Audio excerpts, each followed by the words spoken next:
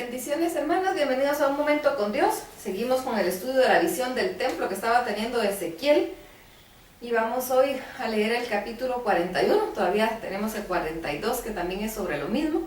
Dice así: me introdujo luego en el templo y midió los postes, siendo el ancho de 6 codos de un lado y 6 codos del otro, que era el ancho del tabernáculo.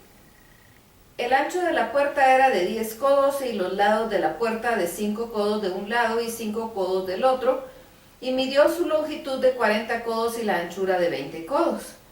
Y pasó al interior y midió cada poste de la puerta de 2 codos y la puerta de 6 codos, y la anchura de la entrada de 7 codos. Midió también su longitud de 20 codos y la anchura de 20 codos delante del templo, y me dijo: este es el lugar santísimo.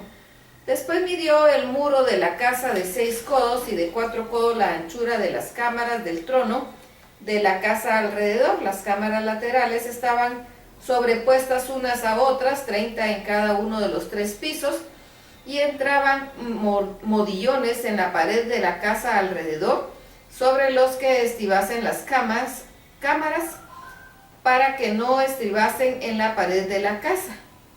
Y había mayor anchura de las cámaras de la más arriba. La escalera del caracol de la casa subía muy alto alrededor por dentro de la casa, por tanto la casa tenía más anchura arriba. Del piso inferior se podía subir al de en medio y del este al superior. Y miré la altura de la casa alrededor, los cimientos, las cámaras eran de una caña entera de 6 codos, el ancho de la pared de afuera de las cámaras era de 5 codos, igual al espacio que quedaba de las cámaras de la casa por dentro, y entre las cámaras había anchura de 20 codos por todos lados alrededor de la casa. La puerta de cada cámara salía al espacio que quedaba, una puerta hacia el norte y otra puerta hacia el sur, y el ancho del espacio que quedaba era de 5 codos por todo alrededor. Y el edificio que estaba delante del espacio abierto al lado del occidente era de 70 codos, y la pared del edificio de 5 codos de grueso alrededor y 90 codos de largo. Luego midió la casa 100 codos de largo, y el espacio abierto y el edificio y sus paredes de 100 codos de longitud. Y el ancho de frente de la casa y del espacio abierto al oriente era de 100 codos. Y midió la longitud del edificio que estaba delante del espacio abierto que había detrás de él y las cámaras de uno y a otro lado, 100 codos, y el templo de adentro y los portales del atrio. Los umbrales de las ventanas estrechas y las cámaras alrededor de los 3 pisos estaban todo cubierto de madera desde el suelo hasta las ventanas, y las ventanas también cubiertas. Por encima de la puerta y hasta la casa de adentro y afuera de ella y por toda la pared en derredor, por dentro y por fuera, tomó medidas, y estaba labrada con querubines y palmeras, entre querubín y querubín una palmera, y cada querubín tenía rostros, 2 rostros, un rostro de hombre hacia la palmera de un lado y un rostro de león hacia la palmera del otro lado, por toda la casa alrededor, desde el suelo hasta encima de la puerta. Había querubines labrados y palmeras por toda la pared del templo. Cada poste del templo era cuadrado, y el frente del santuario era como el otro frente. La altura del altar de madera era de 3 codos y su longitud de 2 codos, y sus esquinas, su superficie y sus paredes eran de madera. Y me dijo: esta es la mesa que está delante de Jehová. El templo y el santuario tenían 2 puertas, y en cada puerta había 2 hojas que giraban, 2 hojas en una puerta y otras 2 en la otra. En las puertas del templo había labrados de querubines y palmeras, así como los que había en las paredes. Y en la fachada del atrio exterior había un portal de madera, y había ventanas estrechas y palmeras de uno a otro lado, a los lados del pórtico. Así eran las cámaras de la casa y los umbrales.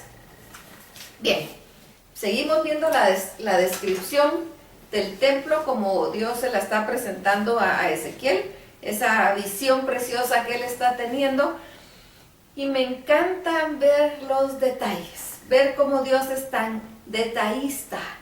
Todo está medido, todo es simétrico, todo es exactamente en orden, así como es Él, así como Él nos hizo, porque así nos hizo Él a nosotros. Y es maravilloso poder observar esto y poder ver el cuidado que Dios tiene. Dice en el verso 22, en la última parte, esta es la mesa que está delante de Jehová. Podemos ver que esta visión en parte era la visión del templo que se iba a construir, que se estaba reconstruyendo, pero también en parte estaba hablando del templo de la futura Jerusalén. Ese templo glorioso al cual nosotros vamos a entrar, el cual nosotros vamos a ver, vamos a poder apreciar. Definitivamente esta visión de Ezequiel era gloriosa, era maravillosa. ¿Y saben qué? El Dios de Ezequiel es el mismo Dios de nosotros, porque es el mismo de ayer, de hoy y por los siglos. Así que si Él pudo ver algo tan glorioso, nosotros también podemos. Necesitamos acercarnos a Dios y pegarnos a Él para poder ver y poder disponernos para ser nosotros atalayas y poder hablar acerca de lo que Dios está diciendo. Necesitamos hablar las buenas nuevas para que este templo que está relatado aquí lo podamos ver, lo puedan ver más personas. La palabra de Jesucristo nos dice en Juan 3:16, porque de tal manera amó Dios al mundo, que ha dado a su Hijo unigénito para que todo aquel que en Él crea no se pierda, mas tenga vida eterna. Y precisamente de esas son las buenas nuevas. Y ese amor de Dios es el que nosotros tenemos que hablar para que nadie perezca y todos procedamos al arrepentimiento, dice la palabra. Y podamos un día poder ver con nuestros ojos, ya con el Señor, esa belleza que está siendo relatada en este momento. Qué glorioso como Dios le está hablando a Ezequiel y le está hablando de situaciones que van a darse en ese momento o dentro de unos pocos años, pero también le está hablando de la futura Jerusalén. Y eso lo vemos con más de uno de los profetas. Así lo es. Por eso muchas veces para ese momento era tan difícil entenderlo, porque no podían comprender todo lo que estaba diciendo, porque no todo era para esa época. Había para la época futura. Nosotros podemos entender un poquito más porque hay algunas cosas que ya se cumplieron. Sin embargo, no podemos comprenderlo todo. Eso no quiere decir que no nos podamos deleitar en la palabra. Porque lo que sí logramos entender es suficiente para deleitarnos. Como el pasaje que acabamos de decir, que de tal manera Dios nos amó para salvarnos, para darnos vida. Y esa es la bendición. Eso es lo maravilloso que nosotros vivimos. Pero este templo que él estaba viendo, lo vamos a ver cuando estemos en gloria. Y esto es glorioso.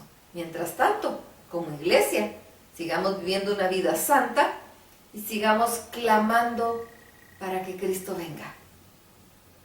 Y la iglesia de Cristo dice, Cristo, ven. Que ese sea nuestro clamor. Así que vamos, platiquemos con el Señor, examinemos nuestro corazón y luego clamemos a una. Cristo, ven. Cristo, ven. Estamos esperando tu venida, que va a ser gloriosa. Vamos, hermanos. Dios los bendiga.